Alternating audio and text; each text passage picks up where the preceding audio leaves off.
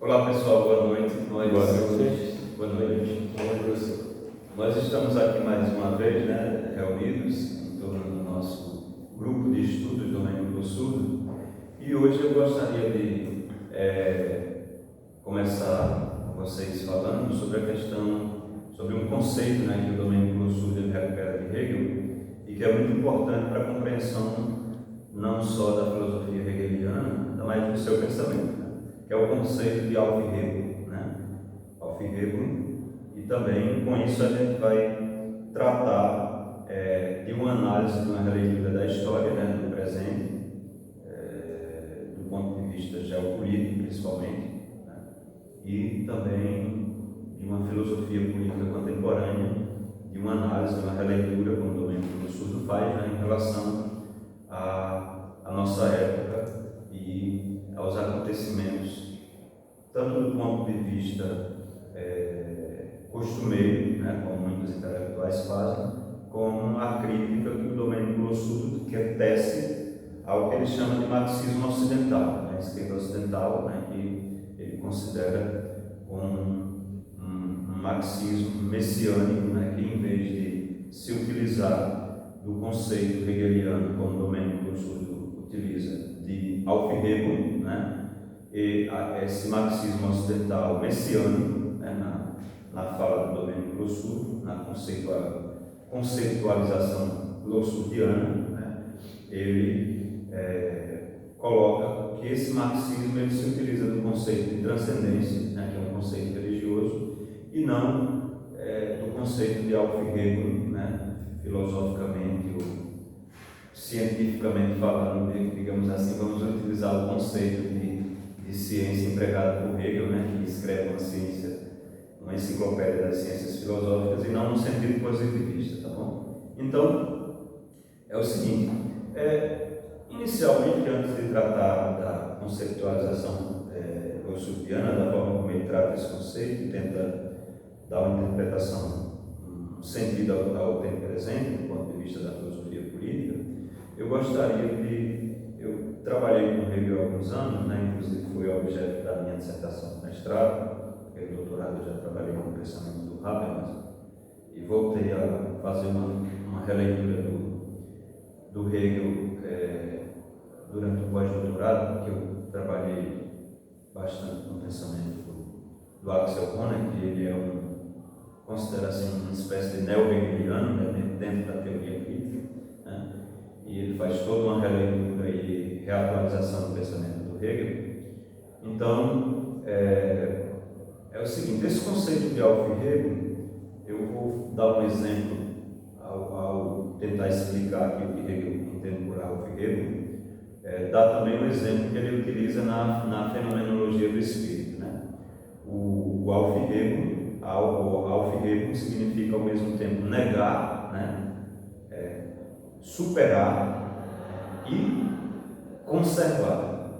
Então, um exemplo desse conceito utilizado por Hegel na fenomenologia do espírito é o caso, por exemplo, da semente, que se torna árvore e fruto.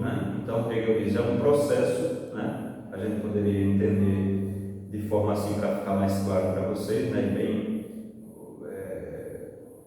mais metodologia, digamos aqui, utilizada para ficar fixada, no caso, seria essa. Então, a dialética ela teria essa, não é um eterno retorno do mesmo, como no Nietzsche, na forma de uma espiral. Você nega a semente, ela é negada na forma de semente, mas ela é levada, superada, no caso aqui, porque se torna árvore, e ao mesmo tempo essa mesma vida, essa mesma essência, a semente, ao ser negada na forma da árvore, ela é conservada ao mesmo tempo. Então, nega-se, supera-se e conserva ao mesmo tempo. É um processo, da mesma forma, a árvore em relação ao fruto. Então, a árvore é negada, superada e conservada no fruto. Então, esse processo, na forma de uma espécie de espiral dialética, que Hegel entende a dialética tanto da realidade como do pensamento como algo fluido e evanescente, né? Assim, não tem aquele peso assim, de algumas interpretações materialistas que fazem, né, assim, da dialética. Em Hegel, o pensamento também é fluido, é evanescente, ele diz, né? Então, nega-se, supera-se e conserva-se, né? Mas essa explicação assim é mais para, em termos metodológicos, digamos assim, se torna mais fácil, né, para a compreensão. Bem, em relação ao conceito de Alfredo, né, e a crítica que o Domênico Sul faz, acabamos de iniciar nossa discussão. Então, o conceito de Alfredo, né, que nós estamos tratando aqui, o Domênico Sul se reapropria, né, em relação à filosofia hegeliana, né, para explicar a forma como ele entende e compreende a história, né, e ao mesmo tempo ele faz uma crítica, né, a algumas formas de se conceber a história, como por exemplo uma visão, uma chave de leitura hoje muito utilizada é a explicar determinados eventos e acontecimentos do ponto de vista psicopatológico, né? Muitos indivíduos, né, tentaram compreender a história e muitos eventos e determinadas circunstâncias, né, dessa forma, né? Até a própria Hannah Arendt, quando fala do nazismo, né, ele fala do nazismo do ponto de vista, né, como se Hitler fosse um louco, né, aquilo ali fosse uma loucura, né?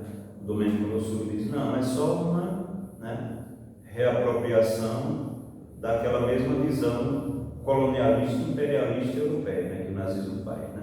Não tem nada de loucura nisso. Da mesma forma, ele critica aí no texto, né, a visão que, por exemplo, alguns médicos e alguns intelectuais fazem, por exemplo, nos Estados Unidos, dos negros que fugiam, né, da escravidão, né, e eles dizem, como é que pode, né, o indivíduo é um louco, né, quer fugir daquilo que é a natureza, né, o escravo tem que aceitar o fato de que ele é escravo, né, assim, é muito interessante para o dominador dizer isso, né, quem está no poder, né, então, eles utilizam até criam até um termo para dizer que é uma doença aquilo ali, é uma patologia, né. Da mesma forma, mesmo dentro da esquerda e da teoria crítica atualmente, né, eu lembrei, tendo estudado um pouco Axel Honneth, ele usa o conceito de patologia social para explicar determinados fenômenos e eventos, né. Quando Hegel, por exemplo, na filosofia do direito fala do direito abstrato, da moralidade, né, o Domênico Sul, em determinado momento, ele coloca que a característica do indivíduo que vive somente, né, não chega a se integrar do ponto de vista ético, de uma eticidade, né, e se apropriar do ponto de vista ético, político, de uma razão comunicativa, mas vive só se apropriando de determinadas instituições ou conceitos, ou no caso, como por exemplo, o próprio direito, a questão jurídica, né? Tudo resolvendo de um ponto de vista jurídico, como ele coloca a questão do direito abstrato, coloca isso como uma patologia, né? Ou a moralidade, quando o indivíduo, né? E Hegel tem muitos exemplos disso, né? De um ponto de vista histórico. O indivíduo, por exemplo, moralista, né? Ele coloca, por exemplo, a própria visão da Revolução Francesa de alguns indivíduos, né, que queriam consertar o mundo, né? E não reformando, não as instituições existentes, mas destruindo tudo, né, e querendo construir do nada, né? Uma atitude moralista, assim. A atitude, por exemplo, que o Domênico Sul coloca, por exemplo, então, em relação ao indivíduo religioso também, né? Que acha que tudo é pecaminoso, tudo é errado, ou de um revolucionário radical, né, que quer destruir tudo, porque tudo está contaminado, né, por uma burguesia, por uma questão de classe, por algo assim. É uma visão um pouco religiosa isso, né, achar que tem que destruir tudo e construir do nada e colocar isso como algo patológico. Né? Assim, Domênico Losurdo ele não parte desse tipo de interpretação. Na verdade, ele acha importante a reflexão filosófica, o conhecimento filosófico, mas a reconstrução histórica, né, e a releitura, né, uma reconstrução histórica para se fazer uma releitura é muito importante. Né? E é isso que ele acha que a esquerda ocidental fez muito mal feito, né? Porque ela acaba, né, se apropriando da própria leitura que os países, por exemplo, a mídia, né, imperialista e colonialista se utilizam. Né? A gente sabe que, por exemplo, os Estados Unidos eles pagam bilhões, né, para fake news. Né? E hoje em dia a gente sabe muito bem o que é uma fake news. Né? Assim, aqui no Brasil nós passamos por todo um processo de eleição, né? Bolsonaro versus Lula e tal, e a gente sabe muito bem o que é fake news. Né? Então, os Estados Unidos fazem isso há anos, né, em relação à China, fizeram isso em relação à Rússia, né? Então, qualquer inimigo político, né, que tenha uma outra visão, uma outra concepção de mundo, uma outra forma de vida, né, é considerado autoritário, monstruoso e tal. Isso é um fake news, né? Assim, então, o Domênico Losurdo, ele chama atenção a isso, né? Porque a ideia de Alvin Hegel é justamente essa, né? De mostrar, como Hegel mostrou, né, que o papel da filosofia é elevar o real ao nível do conceito, né, como Hegel dizia. Entender o sentido do tempo, por exemplo. Mas Hegel dizia outra coisa, né, que a dialética ela não trabalha com a ideia do errado e do certo tendo que eliminar o errado, né? Ou do verdadeiro tendo que eliminar o falso, ou do são tendo que eliminar o doentio. Não, é um processo onde se leva em conta as contradições e essa ideia do falso no processo dialético, ela é integrada. Hegel criticava, inclusive, no prefácio da filosofia da fenomenologia do espírito, essa ideia que ele acha como algo, por exemplo, parece uma visão matemática da coisa, né? De soma ou de subtração, a dialética não é assim, né? Chegou-se a uma soma, elimina-se, né? Só aceita-se o resultado, né, do processo como algo verdadeiro e elimina-se, né, o restante. Não. Tanto o verdadeiro como o falso, eles são elevados nesse processo. Então, ambos os lados são analisados pela dialética. Né? Então, o processo é visto. Por exemplo, a ideia que o Domênico Losurdo fala, né, como nós chegamos a ler o texto ontem, no nosso encontro de ontem, né, por exemplo, a visão em relação ao processo que foi a Revolução Chinesa. Né? Como ela é vista, por exemplo, aqui no Ocidente. Né? Então, você tem um marxismo ocidental, como o Domênico Losurdo coloca, que aceita a própria ideologia dominante, né, que passou a tratar, né, nós vimos, por exemplo, que a própria visão que se criou da União Soviética, de que era um sistema fraco, falido, né, que se desintegrou por si mesmo, isso é errado. Na verdade, houve uma guerra, né, digamos assim, fria, né, quase que se torna uma guerra quente, uma terceira guerra mundial, onde esse sistema político ele foi assediado por todos os lados, né? Estações de rádio nos países de língua, das várias etnias e línguas que se falavam na União Soviética, né? Televisão, rádio, jornais, filmes, toda uma criação hollywoodiana, né? Para criar uma ideia negativa, né, e monstruosa de figuras, por exemplo, como Stalin, Mao Tse-tung, sem se levar em conta a própria história e uma análise mais profunda dos fatos. Né?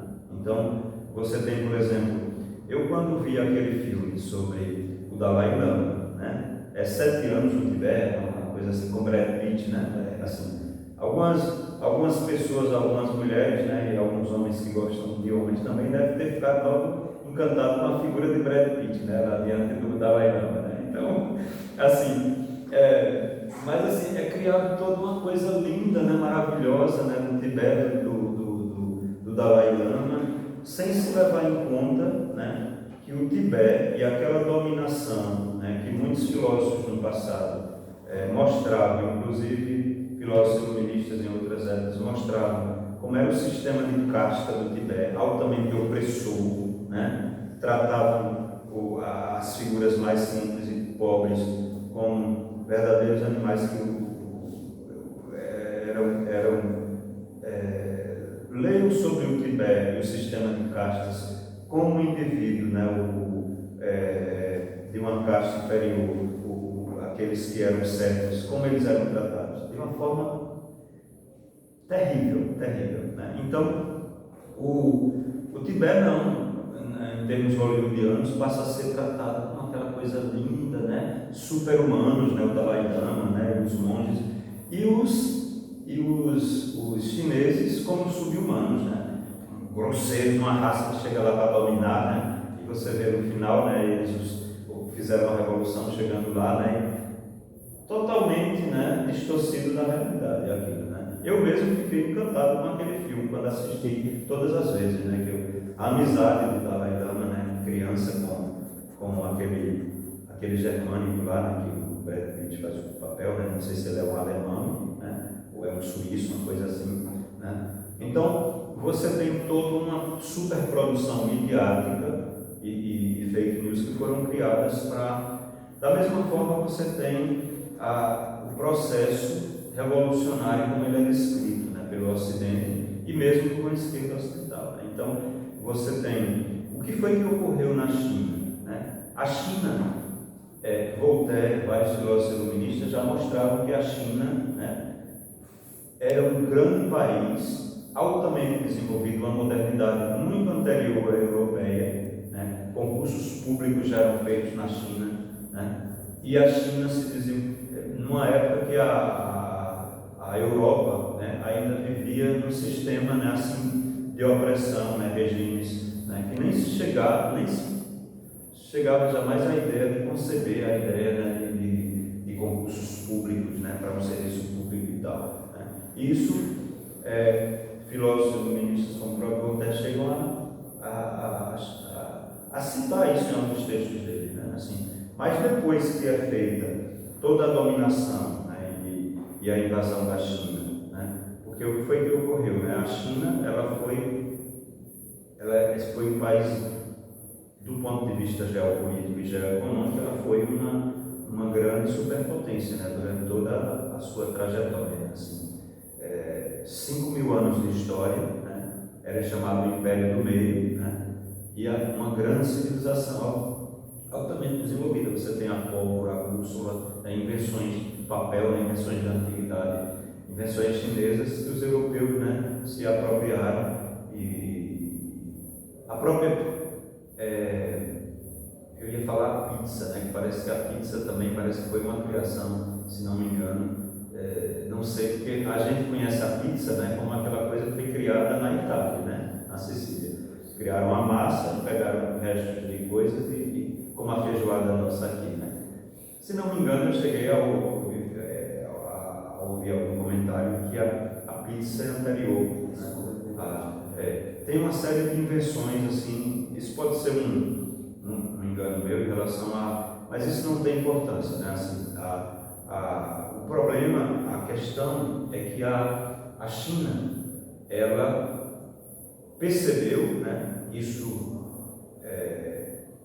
com a tomada do seu território, né, se tornou, além de semi-feudal, semi-colonizada, né, por países imperialistas europeus, né, que invadiram, né.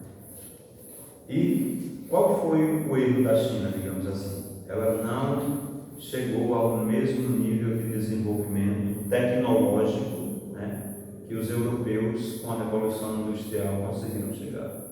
Então, os europeus conseguiram fazer uma revolução industrial onde criaram armas, canhões, né, uma série de coisas que com isso conseguiram, né, vencer os chineses, né, nas batalhas que... Mas o que foi que ocorreu, né? O que é professor, o século das humilhações que os chineses falam, né? Por que a China foi dominada? O que é, eu ouvi falar da guerra do ópio, né? O que é a guerra do ópio, né? Por que os filósofos, determinados grandes filósofos liberais, né, dizem que a invasão da China, né, e a venda do ópio dentro da China se caracterizava com muitos deles, né, Montesquieu, vários desses grandes filósofos, eles falaram, né, liberais, eles falavam e defendiam que a Inglaterra, né, estava defendendo o seu livre mercado e a liberdade, né? Veja a ideia de liberdade aí, né, ocidental, né? A liberdade de vender. Mas o que foi que ocorreu? Os chineses, muito ricos e bem desenvolvidos, a Inglaterra foi lá e eles compravam produtos chineses e eles queriam trocar por manufaturas europeias. Os chineses dizem: vocês não têm nada que nós precisamos, né? O imperador chinês falou: vocês não têm nada que nós precisamos, vocês têm que pagar em prata, em ouro, né? E eles pagaram, e aí tem aquela coisa do mercado, né, de superávit, de déficit, né, comercial, e os ingleses ficaram na pior nesse sentido, né, em termos, e os chineses, né, se deram bem, né, porque, né, a sua moeda, né, e a questão da compra em prata, né, eles pagaram em prata. Quem entende de economia, essa questão toda aí, né, você sabe muito bem que eles se deram. Um processo inverso ocorre depois da invasão, né, da China, né? Toda boa parte da riqueza chinesa, né, é transferida para a Europa, né? Obras de arte, né? Mulheres que são estupradas, o país que é semi-colonizado, né? Toda a violência que foi feita com a China depois da invasão. E o que é que ocorre, né? Os ingleses, eles passam a trazer droga, ópio, da Índia e vender na China, né? E aí os chineses, o imperador chinês, né, ele é contrário a isso, né? E por conta disso, né, os ingleses invadem a China, né? E você tem todo esse processo, né? Agora veja, né? O cara hoje a guerra às drogas, né, que faz os Estados Unidos, né, invade até países para pegar traficante lá, né? Mata pessoas, faz todo esse extermínio, né? Na época não, eles diziam que a Inglaterra, e muitos filósofos, né, liberais desses criticam a China, dizem: ó, que país mais atrasado, a Inglaterra, nós estamos fazendo isso em nome da liberdade, do livre comércio, né? Absurdo, né, isso, né? Então a guerra do ópio foi isso, né? E você tem aí um país semi-colonizado, né, semi-feudal, invadido, né, além da Inglaterra. Depois você tem vários países que inclusive sufocaram a rebelião dos Boxers, né? Assim, tem várias rebeliões, né? E aí na China foram sufocadas, né? Então você tem várias potências europeias, né, além dos Estados Unidos também, né, que chegam em determinado momento, né, a fazer parte dessa semi-colonização da China, né? Então veja, a China, que sempre foi uma grande superpotência, né, um país, né, por séculos, né, então ela tem em torno de 5 milhões de anos, 5 milhões, não, 5 mil anos, né? Parece aquela coisa, quando eu estudei Bíblia numa época, teologia numa época, que tinha eu esqueço até hoje o tipo de expressão linguística, né, que em termos bíblicos o pessoal, nós usávamos, né, porque quando eu explicava a Bíblia, dizia, uma multidão acompanhava Jesus, era um pouquinho de gente, né, mas o cara que escrevia, né, a multidão, então aquela, uma coisa hiperbólica também. Eu esqueci o nome que eu estudei Bíblia quando eu era bem mais novo, né, eu estudei papado, né, assim, na época, muitos anos, né, aí a gente tinha que estudar teologia, essas coisas. Aí, 5 milhões é muito, né, 5 mil anos, né, no caso. Então veja, a China, né, com toda essa sua história, né, trajetória de 5 mil anos, ela faz essa leitura de que foi o século das humilhações, né, esse século de invasão, né, de submissão, né, dos chineses. Então, você tem essas potências e, por outro lado, os ingleses, os japoneses que invadem pelo norte, né, pela Manchúria, né, estupram mulheres, matam. Leiam sobre a invasão do Japão à China, né, estupram, pegam mulheres, matam com baionetas, né, a mulher grávida de filho assim, apunhalando, coisa terrível, né, o ódio, assim, a submissão, né, em relação. E os chineses sempre foram um grande povo, então eles consideram que foi o século das humilhações. Por que a China, hoje, ela se preocupa tanto com a questão tecnológica e científica? Né? Porque ela percebeu que o não desenvolvimento do ponto de vista industrial, né, e a sua submissão foi justamente por conta disso, no que eles chamam de século das humilhações. Né? Então, o que é que ocorre? Né? Quando a China é invadida, né, você tem algumas tentativas dentro da própria China de estabelecer determinados regimes, né, porque o regime imperial ele foi, né, perceberam, né, os chineses que esse regime foi fraco para defender, né, o próprio país, e há toda uma série de interpretações, né. Então estabeleceu-se inicialmente por volta de 1920, mais ou menos, 1912, 1920, uma coisa assim,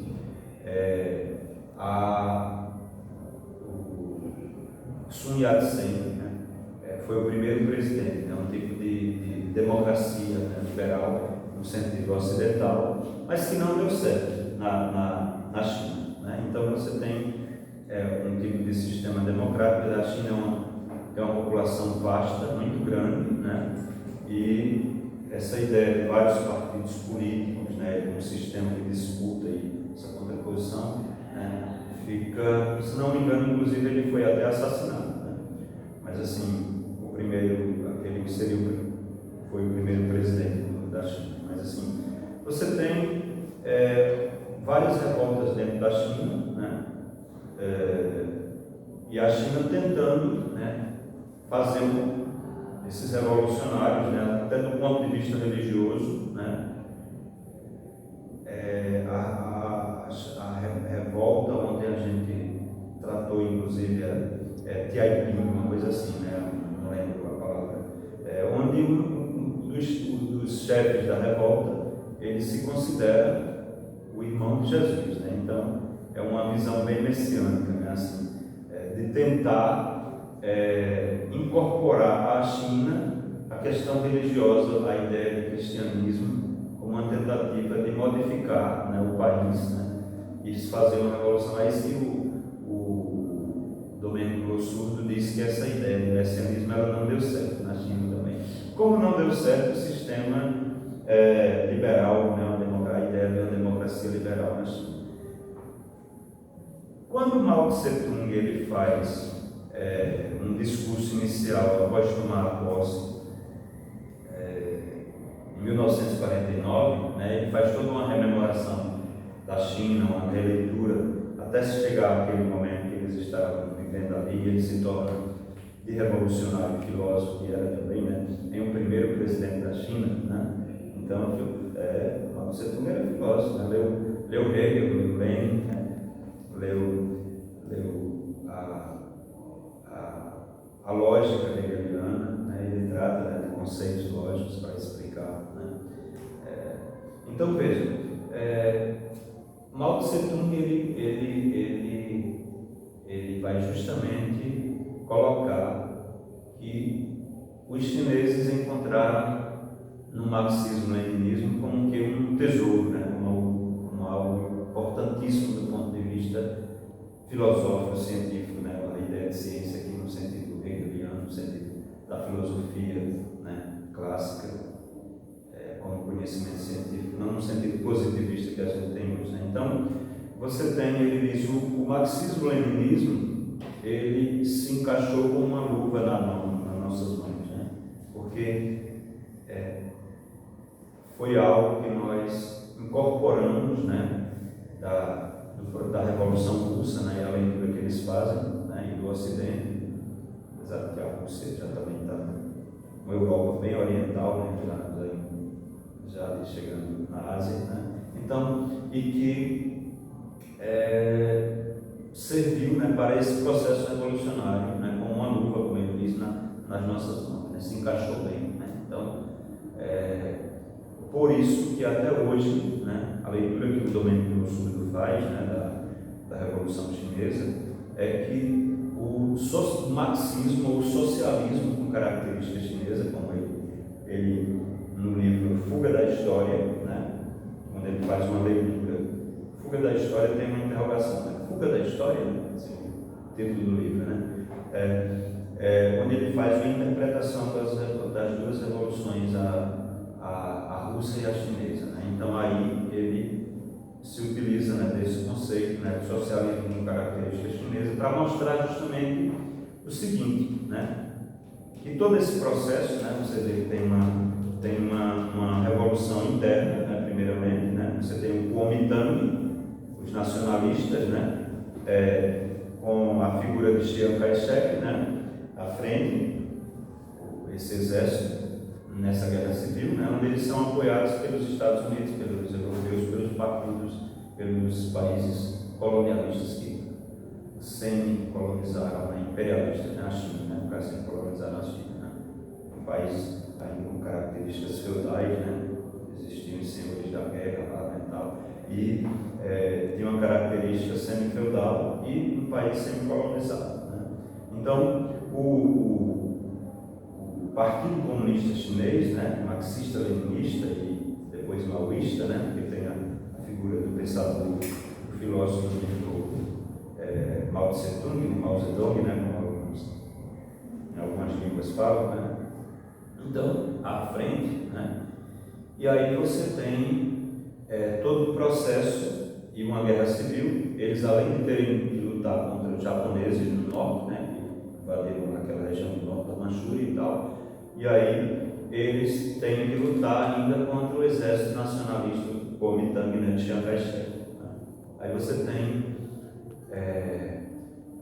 em alguns momentos, eles tiveram que fazer uma trégua nesses dois exércitos, né, chineses, para poder expulsar os japoneses, né, e conseguiram fazer isso.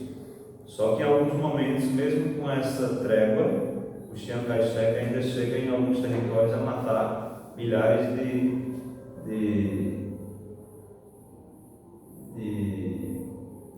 membros do partido, né, comunista chinês, né, assim, que estavam nesse processo, nessa revolução interna dentro da China, né, nessa guerra civil. Mas, assim, de uma forma muito desonesta, digamos assim. Mas, no final das contas, o que é que ocorre?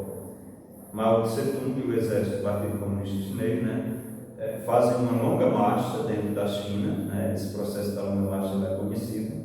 Mao Tse-tung escreveu vários textos, né, durante esse período, né, e foi aí justamente durante essa longa marcha que o Partido Comunista chegou a ocupar determinados territórios muito maiores do que um país como a Itália, né, que é pequena assim, na China, e eles passaram o próprio Mao Tse-tung, ele escreve um texto chamado Sobre a Nova Democracia, né, sobre a Nova Democracia, onde ele, em 1940, escreve esse texto, onde ele mostra que ele faz todo um programa de governo, né, do partido quando chegar a tomar o poder. Ele diz, olha, primeiramente, o que é que... E eles aplicam na prática, né, essa questão nesses territórios, né? Então, o Domênico Súbido vai dizer, olha, o partido ele não tem a experiência só de 1949 para cá, não. Desde 1920 eles já chegaram a ocupar territórios maiores do que a Itália e a administrar economicamente, né, esses territórios, né, a população, criar porcos, animais, né, tratar da terra. Do ponto de vista econômico, há uma preocupação de organização desses territórios, né? E Mao Tse-tung é um desses intelectuais que está à frente, ele mostra isso. Ele diz, olha, dentro da própria teoria marxista, né, que coloca o comunismo, né, ou o socialismo como uma passagem do capitalismo para o comunismo, né, Porque o primeiro passo dessa transição é o socialismo. Então você tem o capitalismo como um sistema opressor, né, que sempre viram, onde quem se dá bem é sempre o capitalista, né, e o pobre é sempre explorado, né, o proletariado, né? Então é um sistema opressor, né? É por isso que, por exemplo, o Lossurdo e os chineses, o Lossurdo fazendo a leitura, inclusive, os chineses compreendem dessa forma, eles concebem, por exemplo, que a China até hoje ela é um socialismo com características chinesas. É um país marxista ou socialista, socialismo marxista-leninista ou socialista com características chinesas. Por quê? Porque dentro do socialismo com características chinesas existe a característica de que é o Estado quem toma as rédeas da economia. No capitalismo, quem toma as rédeas é o mercado. Quem determina, né, os rumos, quem dá as cartas é o mercado.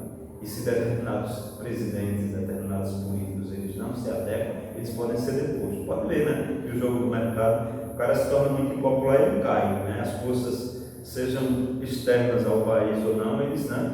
Então, quem dá as cartas é o mercado. Na China não ocorre isso. E o Mao Tse Tung, nesse texto, inclusive, ele deixa bem claro, ele diz, olha, quando nós passarmos a governar, tem que se expropriar o poder político da burguesia, mas não expropriar o seu poder econômico, porque a China precisa se desenvolver. É isso que eles fazem. O Estado, eles deixam livres, né, os burgueses, existem milionários, inclusive, no Partido Comunista Chinês, né?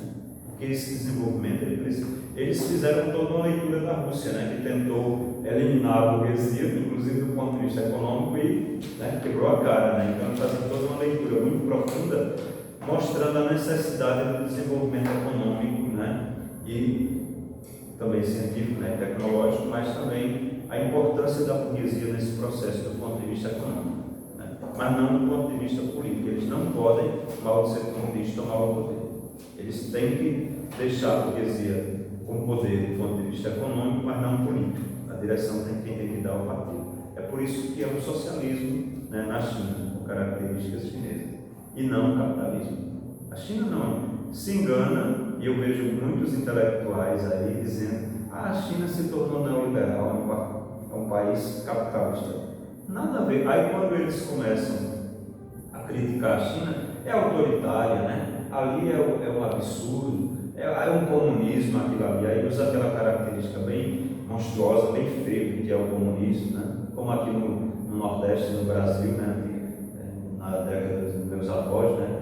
Aquelas ideias, né, de que o comunista comia até criancinha, né? Já vi gente assim, ignorante pra caramba, né? O povão criaram a ideia de comunista como um bicho monstruoso, né? Para justamente essa coisa das fake news, né? Que era criada dessa forma antigamente, né? E hoje ainda tem muita gente que tem a ideia, né, de que o comunismo é o bicho papal, né? Na cabeça de muita gente, né?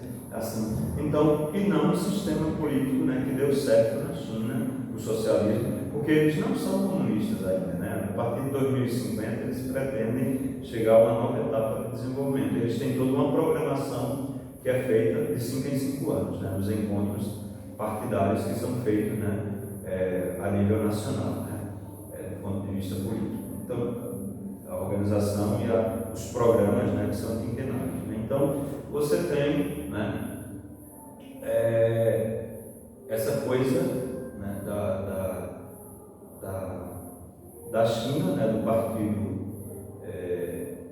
que toma, né, o poder, né, mas não deixa a burguesia tomar. Então, veja, voltemos ao que eu estava falando mesmo anteriormente. Eu acabei fazendo essa digressão sobre o Sul e a questão do off-reborn da análise dele da China. Sim, em relação à China. Veja. Então, voltando assim, lembrei agora, né? Voltando à questão do texto, né, que o Mao Tse Tung ele coloca na Nova Democracia, né? Essa ideia, né? Dentro desse texto, ele cria uma nova teoria dentro da própria teoria marxista, né? Por isso que o maoísmo também é importante. Na China, e nesse processo de revolucionário que ainda o Domênico Lussurdo, nessa obra, ele diz que continua até hoje, né? Porque a ideia ocidental, e de uma determinada esquerda, né, que eles chamam de marxismo ocidental, é de que a China se tornou liberal depois que Deng Xiaoping chegou ao poder. Por quê? Porque Deng Xiaoping chegou a um momento que Mao Tse-tung levou ele lá para o que o Ocidente aqui chama de campos de concentração, né? Assim, absurdo, né? Eles criam a ideia. Ele levou lá para fazer uma nova, né, digamos assim, atualização, né, do que é o marxismo, porque naquele momento ele diz, olha, vocês estão se colocando, cuidado, que vocês até apontou como possível, né, traidor, né, da revolução. Então você tem que, né, passar por um processo de atualização e de aprendizagem, né? Assim, mandou Deng Xiaoping, né, ficar lá em reclusão, até que depois ele trouxe, né, ele de volta, mas depois que o Lao Tse-tung morre, né, o grupo, né, em torno do Deng Xiaoping, ele chega ao poder, né? A ideia que o Ocidente tem é de que a partir daí esse novo grupo tomou o poder e traiu a revolução. A determinada esquerda não foi isso. Há toda uma programação do partido que continua, o desenvolvimento econômico, o desenvolvimento das forças produtivas. Nesse próprio texto sobre a democracia de 1940 de Mao Tse-tung, ele já trata o desenvolvimento das forças produtivas como algo importante para o desenvolvimento do ponto de vista econômico e como algo importante dentro desse processo de transição socialista, né, para a revolução. Por quê? Porque o que é que Mao Tse-tung dizia? Nós, chineses, estamos atrasados em relação aos países desenvolvidos, imperialistas e colonialistas, os países ocidentais, os países europeus e tal. E nós precisamos desenvolver as nossas forças produtivas para ficar no mesmo nível deles, ficarmos no mesmo nível deles, ou até superá-los, né? Era essa a ideia. E ele tentou, né? Fez vários projetos, né? Tem vários planos que o Mao Tse-tung lança, né? Entre eles o grande salto para frente, né? A revolução cultural, né? Que muitos consideram um atraso, né? Até na leitura posterior que é feita por Deng Xiaoping, que o Partido Comunista disse que foi um atraso, foi uma distração nesse processo, né? O Domênico Lussurdo também considera, né? Foi uma distração nessa marcha, né? Que é a revolução, que continua até hoje, né? O Domênico Lussurdo coloca. Por quê? Porque o processo de revolução ele continua. O processo de abertura da China e de trazer os países ocidentais e neoliberais, né, e o capitalismo, com todo o seu desenvolvimento tecnológico e científico para a China, não foi no sentido de subjugar os trabalhadores, as classes subalternas, por uma possível elite que tomou o poder e agora não se dá bem, oprimindo o povo, né? Um país autoritário, né? Agora tomaram gananciosos e agora estão tomando o poder e deixando o povo na miséria, e agora eles vão comandar, e Mao Tse-tung lá como um grande imperador. Muitos traçam dessa forma, né? Autoritariamente, e hoje Xi Jinping, né? Com braços de ferro. Não é. É um partido. Você veja hoje o Partido Comunista, ele tem mais de, se não me engano, em torno de 300 milhões de membros. É muita gente, né? Se você ver só o Partido Comunista, é quase o tamanho do Brasil ou maior, né, em termos de população, em termos de pessoas, né? Aí você tem camponeses, operários e também burgueses, né, que sempre fizeram parte, né, desse partido. Bilionários, né, o dono da Huawei, o dono da Alibaba, né, essa galera está no Partido Comunista, porque eles são peças fundamentais no processo de desenvolvimento chinês, entendeu? Mas é o partido quem determina a política, quem comanda o mercado, e não o contrário, como aqui nos países. Veja Donald Trump, né? Os Estados Unidos se colocam como uma democracia balela. esse discurso de democracia dos Estados Unidos, ele surgiu recentemente, na história dos Estados Unidos, recentemente eu digo porque eles, como se tornaram um grande império dominando o mundo, nós somos uma democracia onde todos os povos estão, né, representados, a liberdade, a democracia, os direitos humanos, e nós governamos, né, para o mundo, né? Então nós podemos intervir em qualquer lugar do mundo. É um discurso fake. Eu tenho lido sobre a história, né, dos Estados Unidos da América, do sistema político. Os próprios pais fundadores, John Adams, né? Quem mais? Thomas Jefferson, né? Você tem vários nomes que a gente pode citar. Nenhum deles fala bem da democracia. Nenhum deles. Diz a democracia é algo perigoso, esse poder das multidões, da massa é algo perigoso. O nosso sistema político é uma república constitucional. Veja a diferença muito bem vocês entre república constitucional e democracia. Desde a sua origem, os pais fundadores, o constitucionalismo americano enfatiza muito bem. Os Estados Unidos da América é uma república e não uma democracia. E hoje, muito menos ainda, é uma plutocracia. Basta ver quem era que estava na posse de Donald Trump. Os maiores bilionários do planeta. Mark Zuckerberg, dono do Instagram, é isso? O Soros, é o Elon Musk, né? Dono da Tesla, né? O dono da Amazon, Bezos. Toda essa galera das grandes Big Techs, e o Donald Trump, eu estou aqui para governar para vocês. E ele, o próprio Donald Trump, que é um milionário.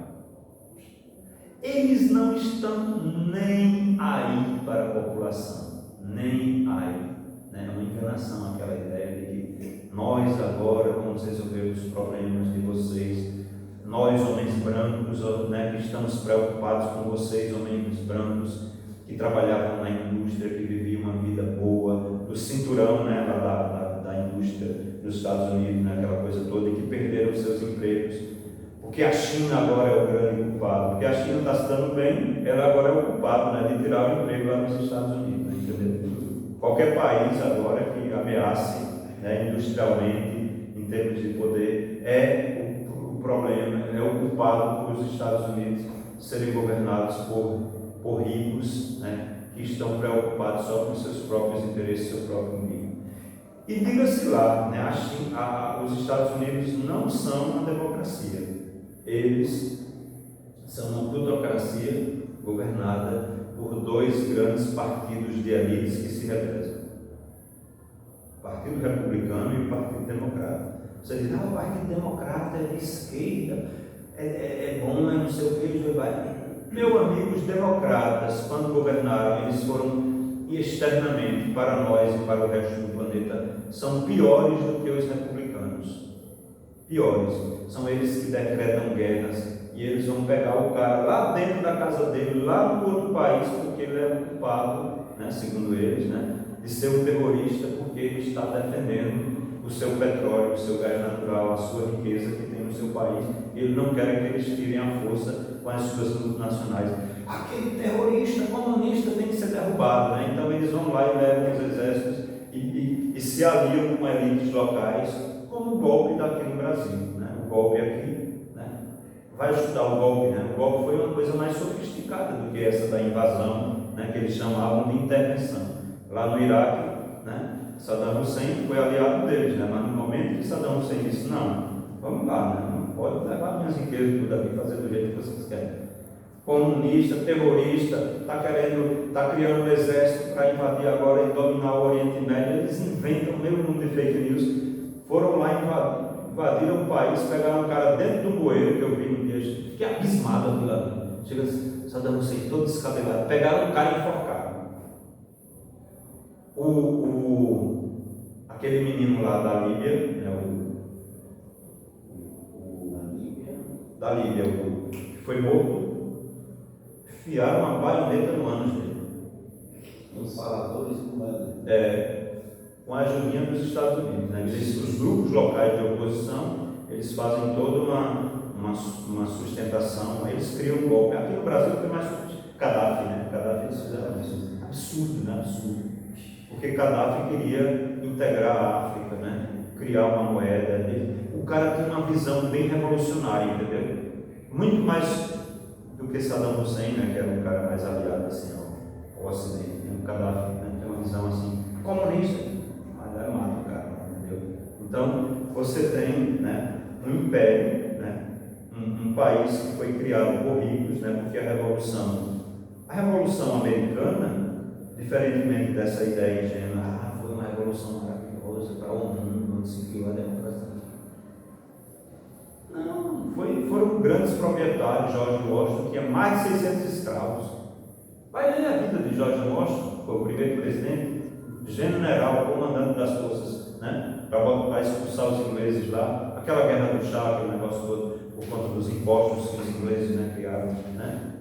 John Adams, quando foi presidente, que foi o segundo presidente, era o vice do George Washington, depois se tornou presidente, ele ainda estava na dúvida. Né. Tem uma série agora na Netflix muito boa, assistam, John Adams, é o segundo presidente. Tem um momento que eu achei tão engraçado, né, porque ele está querendo lá, ele ficou bem submisso assim a George Washington, né, e ele era o vice-presidente, ele tinha que ficar lá com o presidente do Senado. Né. A turma chamava ele como assim, hoje seria, como é que chama? Você chamar o cara de gordo fofo, né, de gordo, né, baleia, né? No direito, seria um bullying, né? Bullying, né? Seria um crime, né, do ponto de vista. Os caras debochavam dele, né? Chamavam gordo, né? Não sei o quê. Ele ficava lá e ele queria criar uma denominação para o presidente, né? Ser chamado de majestade, ou não sei. Majestade foi uma das ideias, né? Majestade, imperador, várias Vossa Alteza, né? Aí chega um momento que o George Washington diz assim: basta chamar de senhor presidente. Ele acabou ficando abusado, né? Com essa, o John Adams passou um tempo lá servindo como diplomata, né, na Inglaterra, né? Na França ele não se deu muito bem, depois foi para a Inglaterra, né? Se deu muito melhor, né? Diferente do Thomas Jefferson e aquele outro menino, né, que foi até o inventor, a luz elétrica, né? O Benjamin Franklin, né? Não é um dos pais fundadores, né? Aí veja o seguinte, mas deixa eu falar, né? É importante nessa. Então você tem desde o início, não foi Thomas Edison, não. Eu me equivoquei, né? Acho que não é o nome dele, aquele senhor. Mas veja, é um dos pais fundadores, né? Que ele teve uns problemas com o John Adams, mas depois eles fizeram as pazes, né? Mas é o seguinte, tem umas coincidências, eu achei interessante, que assim, mais a título de coisa que chama a atenção da gente, o Thomas Jefferson e o John Adams morreu com 90 anos, né? Eles morreram no mesmo dia, interessante, 4 de julho, né? Mesmo dia, interessante, né? Eram colegas e tal. Foi, justamente. Aí você veja o seguinte, sim, voltando aqui à questão, veja, então, os pais fundadores nunca consideraram, nunca quiseram que os Estados Unidos fossem uma democracia. Né? Falavam mal. Veja o que eles escrevem sobre a democracia. É terrível, né? Assim, democracia, o sistema perigoso, né? As massas, não sei o que, faz uma série de críticas, né? Assim, é uma república constitucional, né? Eles colocam muito bem. Os Estados Unidos, na sua origem, os pais fundadores do Estado. Hoje é uma plutocracia, como eu disse para vocês. Donald Trump não, é o Donald, né? Eu lembrei do Pato Donald. Eu pensei que tinha errado. Né? Da Disney, plutocracia. O patinhas dos Estados Unidos, né? Mergulha lá com dinheiro no golpe, né? Então você veja, Donald Trump, você veja no dia da posse, né? São os bilionários, né? Das Big Techs, ele está comprometido com toda aquela galerinha que está ali, entendeu? O próprio Elon Musk, né? Eu achei ótimo quando eles eles brigarem, se matem, né? Assim, para a gente é ótimo. O cara estava demitindo todo mundo dos Estados Unidos, né? Funcionário público, até gente da CIA detestando o cara, né? Eu achei ótimo isso, né? Porque se esses dois indivíduos eles continuam aliados até o fim, é terrível para o mundo, para a gente e para o resto do planeta, entendeu? A briga deles, o corte dele foi ótimo. O Elon Musk jogando os podres lá dele de envolvimento com aquele outro cara, né? Aquelas festas particulares, né? Com menores, né? Epstein, né? Que o Donald Trump também está envolvido, né? Assim, aí essa semana começaram a investigar isso, aí já saiu uma matéria, né? Donald Trump está com um problema de circulação, tiraram até foto da mão dele, né? Os pés, não sei o quê, o bichinho está doente, né? Assim, é um negócio assim, seria tão bom se derrubasse esse cara, né? Porque ele taxou o Brasil 50% do mercado, isso é terrível. Por uma questão política, né? Defendendo o Bolsonaro, né?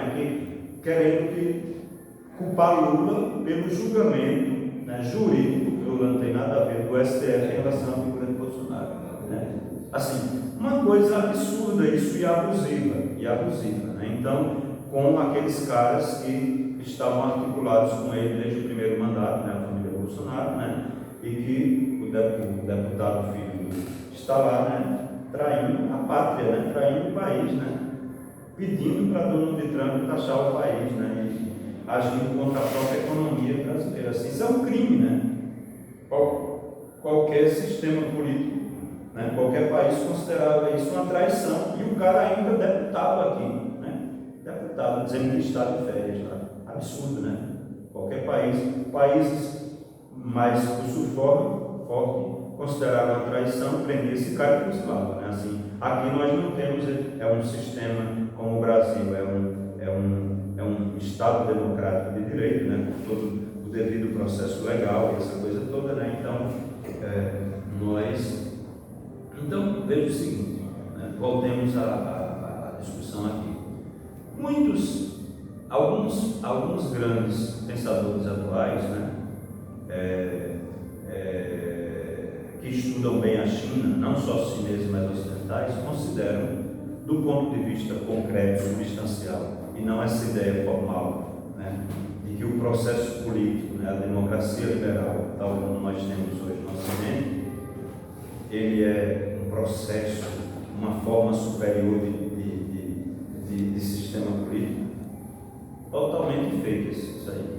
Do ponto de vista substancial, do ponto de vista efetivo, muitos desses estudiosos eles consideram que a China é muito mais democrática, a representação popular lá, do que os Estados Unidos, que nunca foram uma democracia. Você tem dois partidos políticos que governam, e aí, não sei se vocês acompanharam bem os processos políticos ultimamente, né?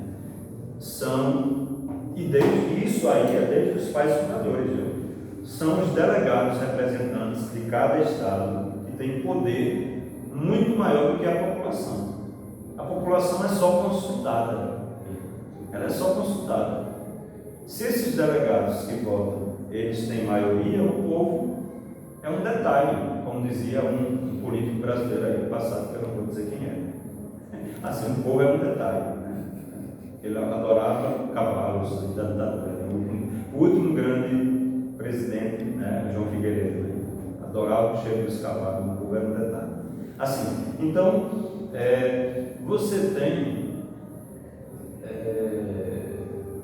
você tem a China na sua base, né? Você tem a ideia do voto, né? A representação direta, né? O povo escolhe os seus representantes políticos. Se eles não se agradam, eles podem mudar. Agora, no topo, né?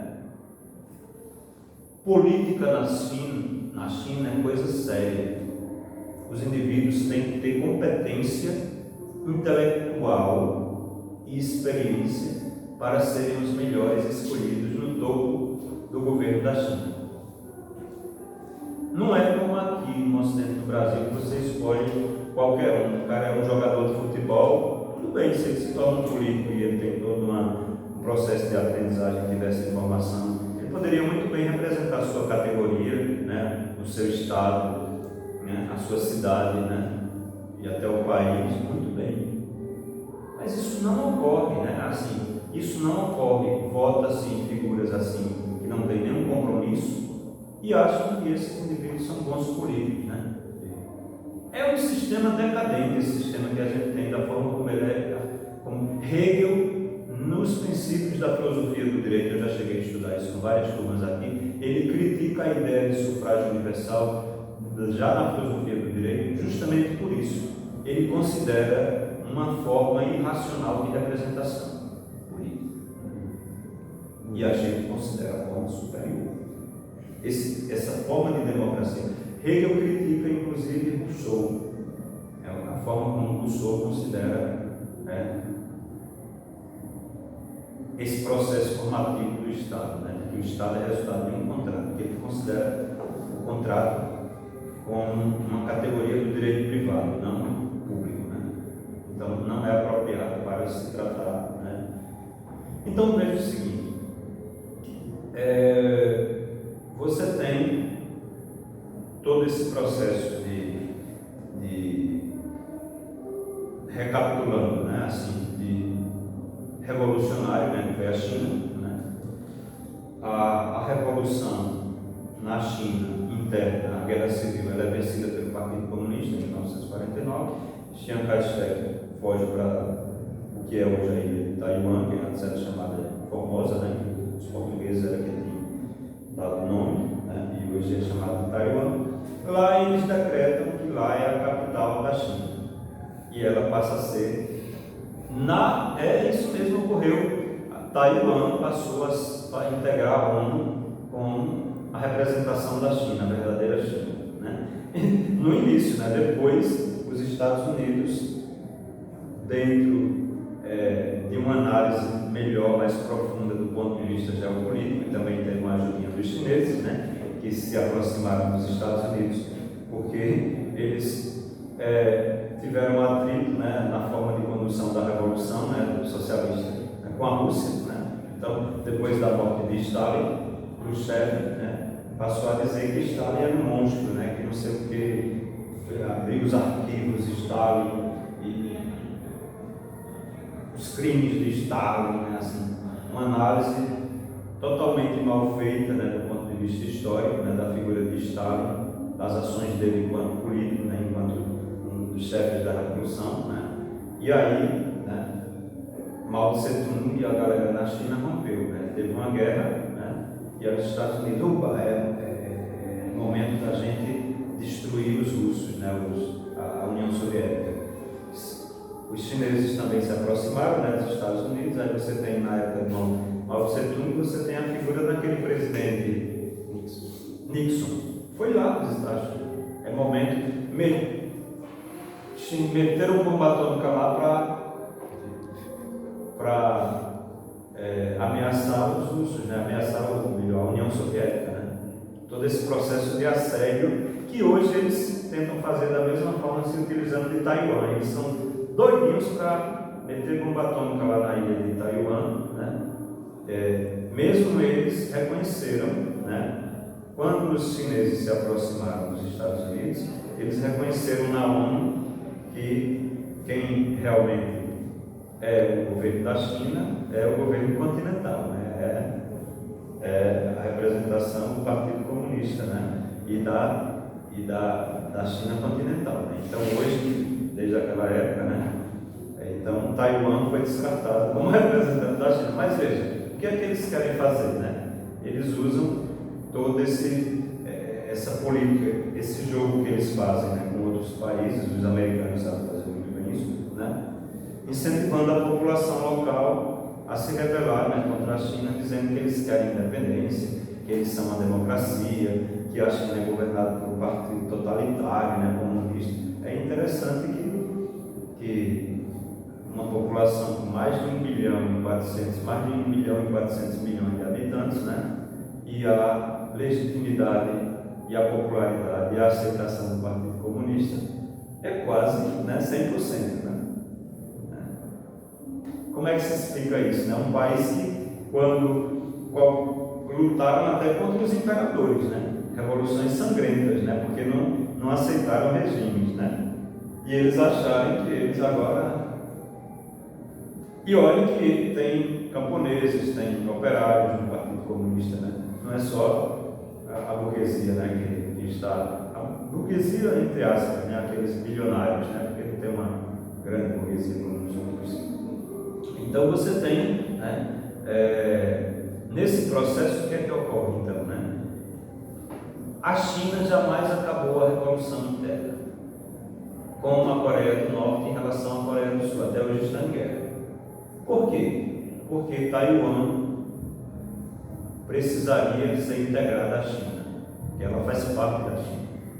Quando os revolucionários, né, liderados por Mao Tse-tung, tentaram chegar para acabar o processo da guerra civil, né, os americanos invadiram ali o mar da China com sua frota, né, e impediram esse processo, e que fosse concluída a revolução. Então a gente pode dizer que, assim como a Coreia do Norte até hoje está em guerra e não terminou ainda a sua guerra, né, não assinou um tratado final, pode-se dizer que em relação a Taiwan o processo é semelhante, porque eles fugiram para Taiwan, decretaram que lá era a China, e hoje eles estão querendo dizer que lá é um país independente, um território na porta da China, né, que se torna independente e aliado ainda dos Estados Unidos, que ficam lá, né, investindo, né, os seus bilhões de dólares para comprar determinados partidos e figuras,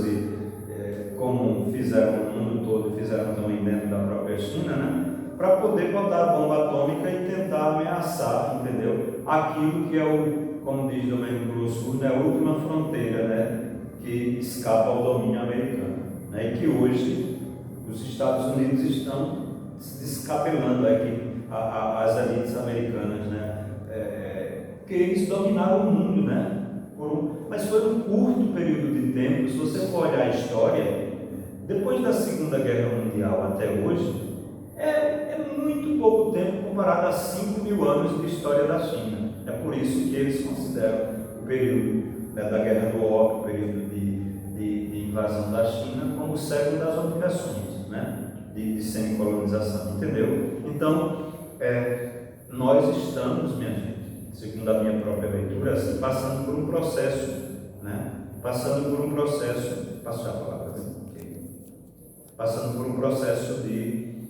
de transformação geopolítica e geoeconômica mundial. E não tem como reverter esse processo. Não é criando filmes hollywoodianos, como eles fizeram isso, e que conseguiram, do ponto de vista ideológico, engabelar, vamos usar as palavras nossas nordestinas, que eu gosto dos nossos conceitos próprios. Engabelar meio mundo avestado, né? No mundo todo, né? Achando que eles são os grandes defensores da democracia e dos direitos humanos no mundo, e onde tiver petróleo, eles estão, petróleo não, injustiça, né? Eles estão lá, né? para defender as riquezas que eles vão absorver, humanas, né? Não, naturais. Então, super-heróis, até o super-homem americano, né? Aquela coisa, Capitão América, né? Aquela bandeira, né? Então, justamente toda essa reação de super-herói. Eu adoro filme, né? Me desculpe aí quem estiver assistindo, meus alunos, se acharem que isso não tem nada a ver, eu gostar de filme, eu adoro filme, super-herói, super-homem. Fui ver agora um filme novo, fui ver o Quarteto Fantástico ontem com minha filha, né? E a namorada dela. Faz parte da ideologia. Oi? Faz parte da dominação desses filmes aí, né? Faz, mas eu depois de uma aula dessa, você achar que eu sou uma abestado que eu gosto da tecnologia, né? Porque eles são capazes de deixar, né? Se eu, né, e todas as pessoas do país, muito meio mundo de gente, a gente fica ababacado, né? Como é? Embasbacado, né? E com aquela tecnologia, aquele negócio. A gente vivendo aqui na pobreza, né? Na miséria, não tinha nem o que comer, né? E vai para o cinema, né? cinema. Fui bem para o vizinho, né? Não tinha televisão em casa. Eu ia para o vizinho, aí ele fechava a janela, fazia um buraco na janela, botava um pano e não deixava assistir na sessão da tarde. Vocês pegaram outra época, né? Entendeu? E ainda a televisão, no começo era preto e branco, o negócio era pesado. Então, meu amigo, quando você tinha um filmezinho desse para assistir, era pão e circo, né? Então, a cabeça do pessoal, né? Totalmente, não tenho vergonha de dizer isso não, né? Foi a minha infância, né? Entendeu? Era o pessoal jogar peão, carrapeta na rua, pombila, né? Levar umas pizzas quando meu pai mandava atrás dos irmãos e demorava na rua, né? O irmão mais velho, lá em casa era assim que alimenta a criação, entendeu?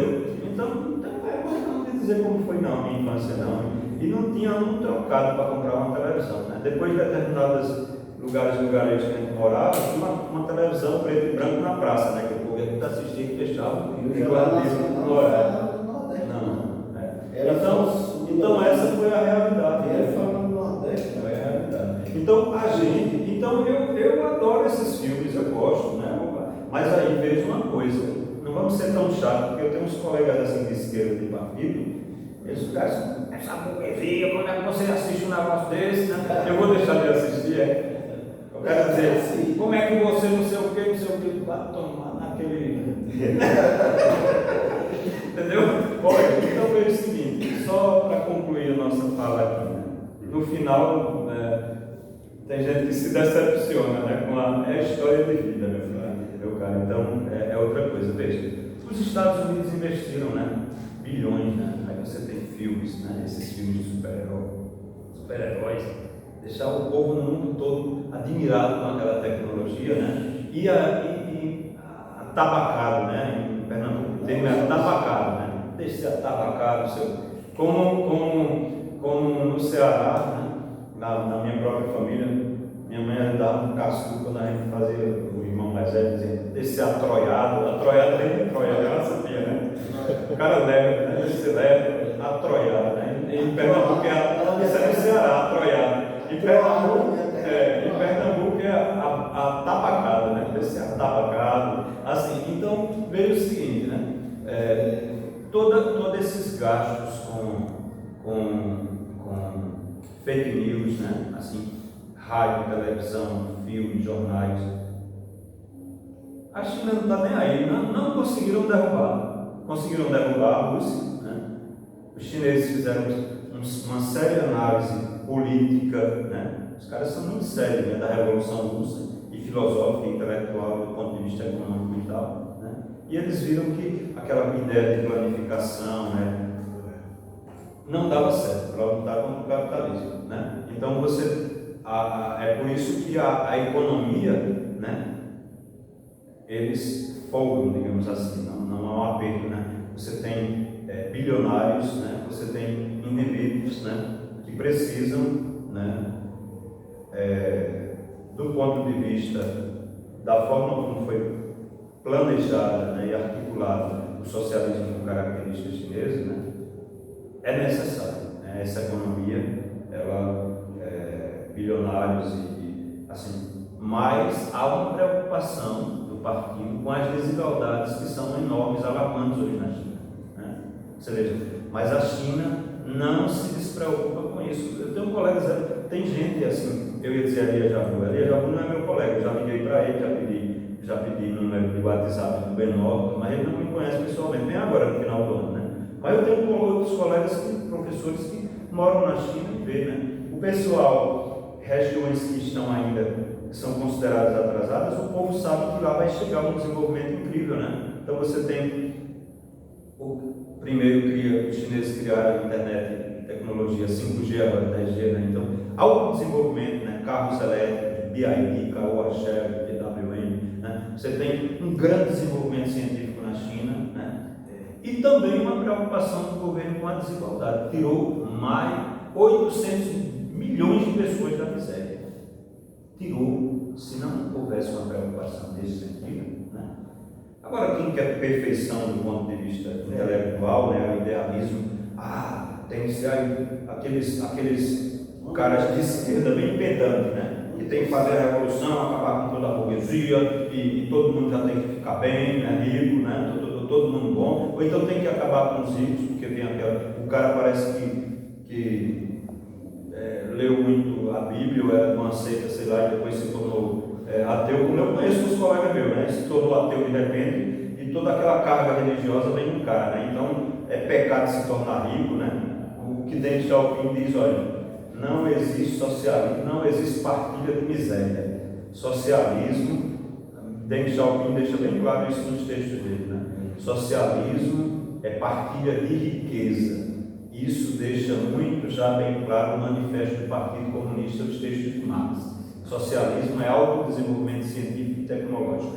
Não é aquela ideia dos primeiros cristãos da Bíblia de partilhar a miséria, e porque o cara lá tem um casal até na Bíblia, deve ter muita Bíblia, que começa a engabelar os outros, passar a mão no dinheiro da comunidade, e ele morre. Quando os apóstolos descobrem, o casal cai morto, né? Assim, porque é considerado um pecado. O próprio Judas, né? Botou a mão nas moedas e traiu Jesus. Né? Assim, a ideia de riqueza que tem o cristianismo, principalmente do ponto de vista católico, né? É de que é uma coisa pecaminosa, né? Aí tem a avaria, né?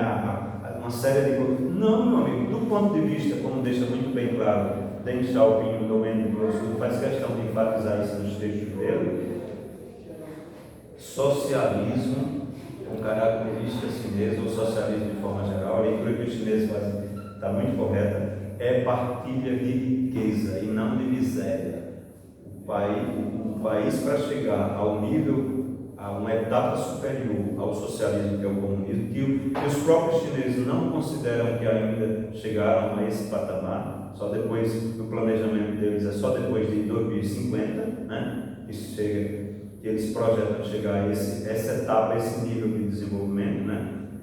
Construindo pontes incríveis. Veja no Instagram, a tecnologia é incrível de construção, coisas que o mundo pensava, pontes sem fundamento, sem sustentação, algo enorme, passando um caminhão por cima dela, de um buraco enorme lá embaixo para outro, de uma montanha para outra, de uma serra, cortando serras e tal. Tecnologia chinesa incrível, sistema ferroviário, carros elétricos na China, desenvolvimento incrível que está tendo. Agora, nessa guerra contra o Irã, né, que os Estados Unidos jogando Israel contra, né, e Israel e os sionistas também estão lá bem envolvidos e querendo também, né, assim, antes os Estados Unidos derrotariam fácil, fazendo boicotes e tal, e como eles pretendem fazer ali no Mar da China, né, usando determinados territórios.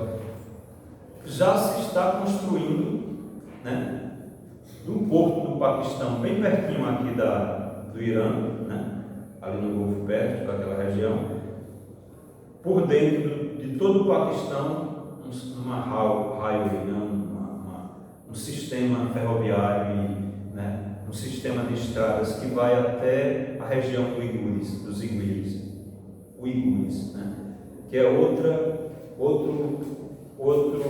região da China que os Estados Unidos fazem questão de tentar dividir para reinar, né, e deixar a China dividida, porque lá tem muitos muçulmanos, aí os uigures são considerados minorias, né, dizem, está tendo campos de concentração lá, estão matando, torturando os bichinhos. Os chineses dão toda a liberdade para eles, aí os Estados Unidos criam aqueles grupos políticos lá e investem, né, para tentar fazer atentado terrorista e tal, e querem que eles não prendam, não façam nada, né? Entendeu? Aí por quê? Por conta do desenvolvimento que está tendo ali, entendeu? Tibete é outra região delicada, né, que também é território chinês, né, e eles botaram, já expliquei no início, né, os Dalai Lamas, ou aquele sistema de casta como divinos, coisa linda, superior, né? Vai ver a história, né, da dominação tibetana sobre a população, né? E Taiwan, né?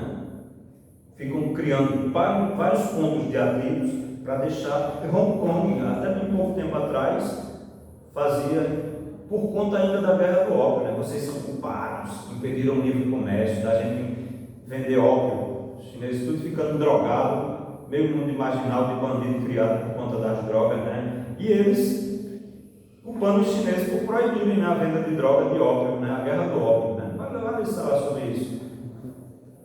Livre comércio, né? E aí, com pena, o território de Hong Kong, né, ficou para os ingleses até bem pouco tempo como empréstimo, né?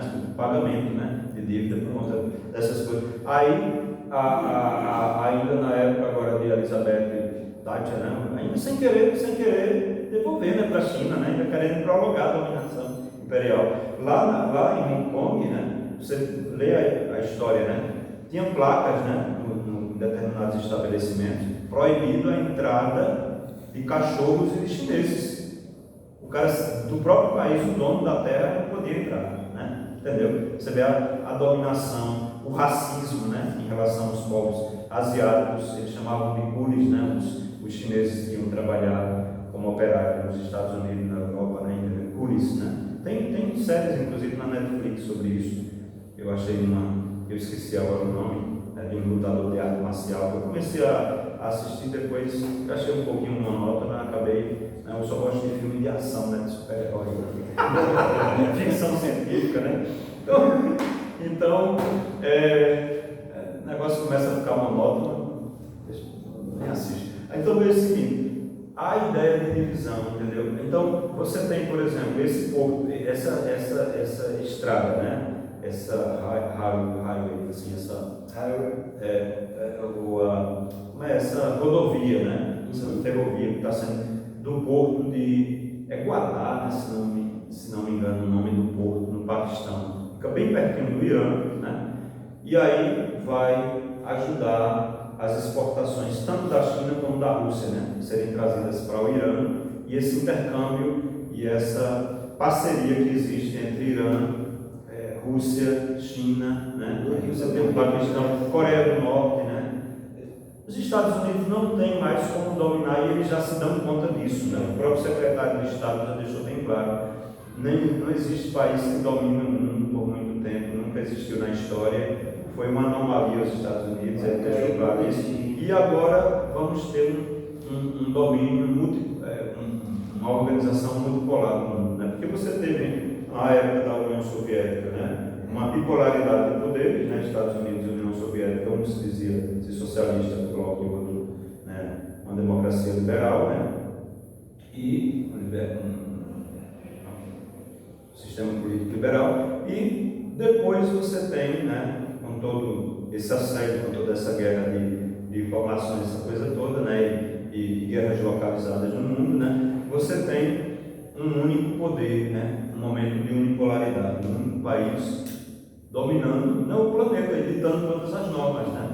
O que eles se auto-intitulam democracia liberal, né? Democracia liberal não é uma democracia efetiva, democracia dos ricos, né? Uma plutocracia, né? Então, esse sistema de votos, de representação, de achar que o povo vai de 4 em 4 anos, né, votar, e por isso essa democracia, compras de votos, né, partidos políticos e nada de representação efetiva dos interesses, né? Eu sempre utilizo na minha disciplina os princípios da filosofia política, que eu estudei muito tempo, os princípios da filosofia do direito de Hegel, para mostrar essa crítica que ele faz, né, a essa forma de representação democrática, que é o sufrágio universal, né, resultante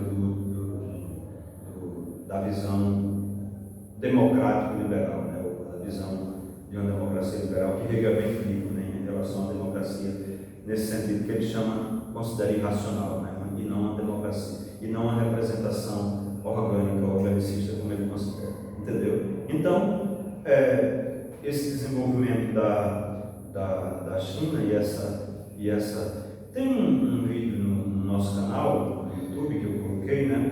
Foi uma aula uma palestra que eu dei no passado para uma das turmas aqui, né, nessa disciplina mesmo, que eu faço uma análise, né, entre democracia liberal americana e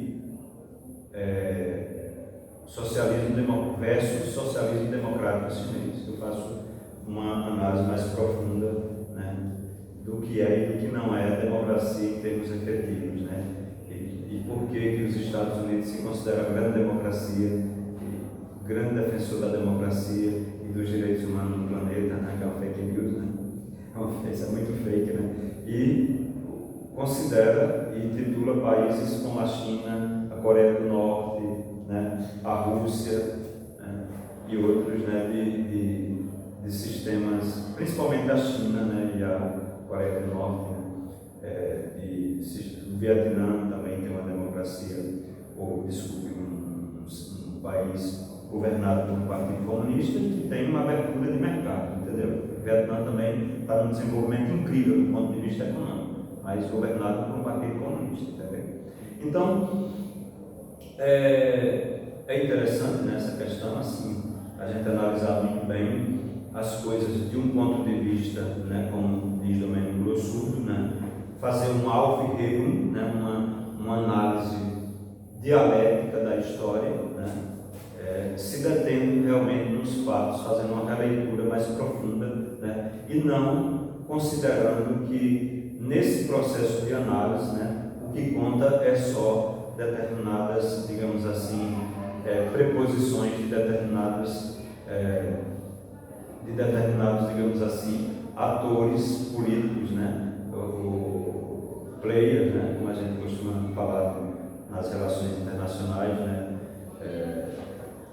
e também a ciência política, né, ou as ciências sociais, né, players, né, assim, do ponto de vista de atores globais, né, que se destacam. Né. Então, se você faz uma análise unilateral de um discurso somente de um lado, nós somos o dono da verdade, né, da democracia, dos direitos humanos, e não analisa o que eles consideram aquilo que é o falso, né, ou da China, né, daquilo que é considerado o falso, né, o sistema totalitário, autoritário. Veja a ignorância que nós no Ocidente temos em relação ao sistema político chinês. Né? Se você for fazer uma análise mais apurada, mais profunda, e não ser manipulado por essas fake news, né, que são bem caras, né, para serem produzidas, né, nós como filósofos, né, filósofos políticos, né, e juristas, né, como nós temos colegas aqui, né, então nós seremos, como diz o pessoal da nossa região, eternamente engabelados. Né? Agora veja, o que é que ganhamos com isso? Né? Não ganhamos nada. Vejam aqueles ignorantes lá, né? O cara taxando o país em 50%, fudendo com a nossa economia e conosco, né? E eles fazendo passeata com a bandeira dos Estados Unidos na roupa tanto nas ruas como no Congresso, né? Determinados indivíduos agradecendo a Trump, né? E ao governo dos Estados Unidos por estarem taxando a nossa própria economia em 50%. Isso seria uma traição qualquer. Agora, a ignorância das ignorâncias. Você pode ser aliado, vendido, comprado, mas você jamais se submeteria a uma atitude ridícula dessa que em qualquer país sério seria considerada traição. Né? Entendeu? Então, veja como é importante uma análise e a figura de Domênico Grossurdo nesse processo, né, de análise, como ele coloca, e a importância de Hegel, né, anterior a ele, né, o conceito de Aufhebung que a gente vem, né, analisando aqui, de analisar todos os lados da história, né, como a gente poderia dizer, não só aquilo que se considera como verdadeiro e eliminando o falso. Né. A dialética não, a dialética é essa coisa, essa transmutação de um no outro, né, ela negando, mas superando e conservando, né, pontos que são, né, comuns e que a gente poderia colocar que esse sim, né, seria a verdade do processo, né, por um momento, né, ou, né, isso é o que Hegel chama de dialética, né, e não uma visão unilateral, né, uma visão que parece mais uma convicção subjetiva, né, unilateral, né, do que uma análise processual, né, dos fatos, levando em conta o contexto estrutural, né, além da análise subjetiva do filósofo ou do pensador. Né, eu estou tratando aqui de filósofo porque nós somos filósofos, né, que fazemos